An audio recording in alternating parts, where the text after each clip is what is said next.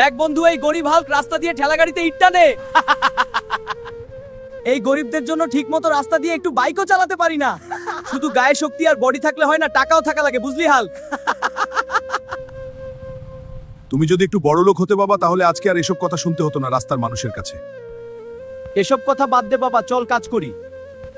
আমি এই গ্রামে আর থাকবো না, দূরে কোথাও গিয়ে তারপর কাজ করব। যেদিন অনেক বড় লোক হব সেদিন এই গ্রামে আসবো। বাবা হাল, তুই আমাদের ছেড়ে চলে যাস না। গরিব বলে মানুষ কত অপমান করে। গরিবরা কি মানুষ না? তাদের কষ্ট হয় এটা কেউ বুঝে না।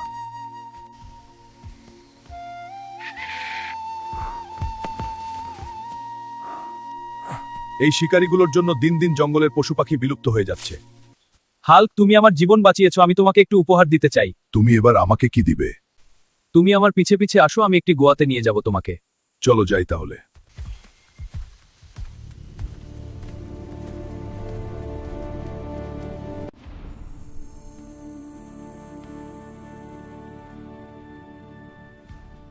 হাল্ক, এগুলো কোনো সাধারণ ক্রিস্টাল না, এগুলো জাদুর ক্রিস্টাল। তুমি এই ক্রিস্টালকে যা চাইবে তোমাকে তাই দিবে। সত্যি যদি আমার এটা মনের আশা পূরণ করে,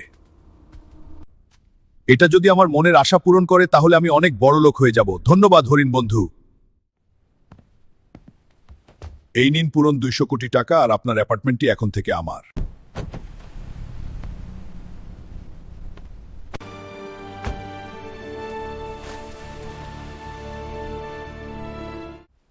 এখন আবার গ্রামে যাওয়া উচিত। অনেকদিন হয়ে গেছে এই শহরে পড়ে আছি, কালকে গ্রামে যাব।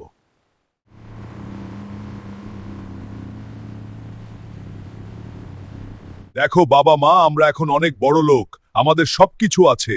এখন আর কেউ আমাদের গরিব বলবে না। হাল্ক অনেক গরিব ছিল, এভাবে তারা বড়লোক হয়ে গেল। এরপর অবশ্যই কোনো রহস্য আছে। আমাদের সবার অবশ্যই তদন্ত করে দেখা উচিত হাল্ক বড়লোক হয়ে যাওয়ার কারণটা কি। আমি অনেকদিন শহরে বিজনেসের জন্য ছিলাম, তোমাকে দেখতে না পেয়ে তো আমি পুরো পাগল হয়ে গেছি। তাই শহর থেকে এসে আগে তোমার সাথে দেখা করলাম। এখন তো আমার অনেক শান্তি লাগতেছে। ধুর পাগল, এত অস্থির হওয়ার কি আছে? আমি তো তোমারই আছি। তোমার জন্য একটা ছোট্ট সারপ্রাইজ আছে। সত্যি? এই যে তোরা তোমার জন্য। ওয়াও, অসাধারণ। আমি ভাবতে পারিনি তুমি আমাকে এত সুন্দর একটি সারপ্রাইজ দিবে। এত সুন্দর সারপ্রাইজ পেয়ে আমি সত্যিই খুব খুশি। পাগলি, আমার সবকিছু তো তোমার জন্যই। এটা তো সামান্য একটা সারপ্রাইজ, এর থেকে বড় সারপ্রাইজ তো এখনো সামনে অপেক্ষা করতেছে। হাল্ক দোস্ত, এলাকার সবাই তো বলাবলি করতেছে তুই কিভাবে এত বড় লোক হলি। আরে তুই কি পাগল? এগুলো কি তুই বিশ্বাস করছো? কে কি বললো তা দেখার দরকার নেই। এই নিয়ে 10,000 টাকা আর চিল কর। এলাকাবাসী কি সবাই আমার জাদুর ক্রিস্টাল সম্পর্কে জেনে গেল নাকি?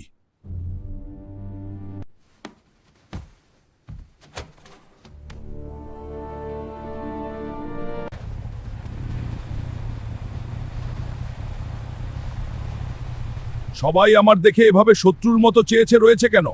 আমি এদের কি করেছি? আমি তোকে ছাড়বো না, আমি এখনই আসতেছি।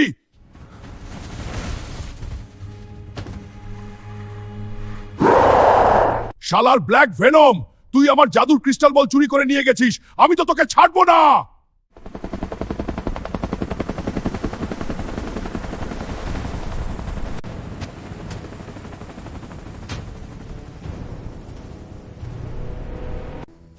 কোথায় আমার জাদুর ক্রিস্টাল বল?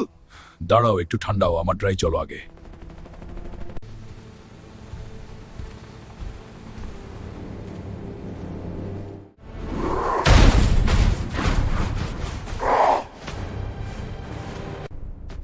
কিরে হাল্ক, তুই নাকি এসেছিলি তোর জাদুর ক্রিস্টাল বল নিতে? শয়তান ভেনম, তোর আমার সম্পর্কে কোনো ধারণা নেই, আমার শক্তি সম্পর্কে তোর ধারণা নেই।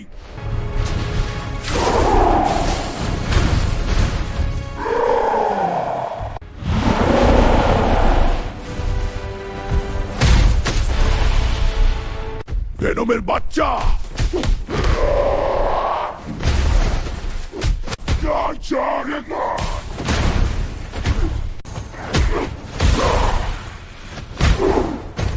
ওই পাশে দেখো, একটি বাক্স। সেই বাক্সে তোমার জাদুর ক্রিস্টাল বল। এই এলাকার সবাই জেনে গেছে আমার কাছে জাদুর ক্রিস্টাল বল আছে। এখন থেকে অনেক সাবধানে থাকতে হবে। হাল্ক তো এখন আর বেকার নেই, টাকা পয়সা হয়েছে, অনেক বড় লোক হয়েছে। এখন ওর বিয়েটা দেওয়া উচিত। বাবা, আসলে আমার একটি পছন্দের মেয়ে আছে, আমি ওকে বিয়ে করব। আচ্ছা, আমরা তোমার পছন্দের মেয়ের সাথে বিয়ে দিব।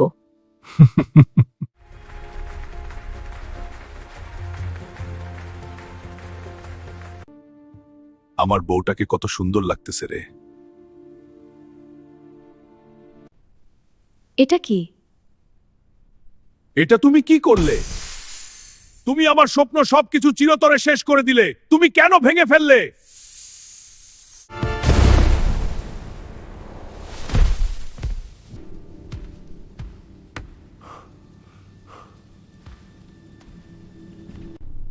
এই ক্রিস্টালগুলো এভাবে মাটি পরিণত হয়ে গেছে কেন?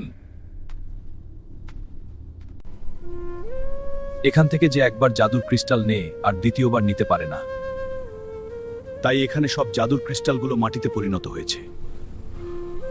তাহলে আমার স্বপ্ন সবকিছু, আশা, ভরসা, টাকা পয়সা এখন আস্তে আস্তে সবই শেষ হয়ে যাবে। হরিণ বন্ধু, আমার জাদুর ক্রিস্টাল বলতো ভেঙে গেছে, এখন তুমি আমাকে আরেকটি এনে দাও।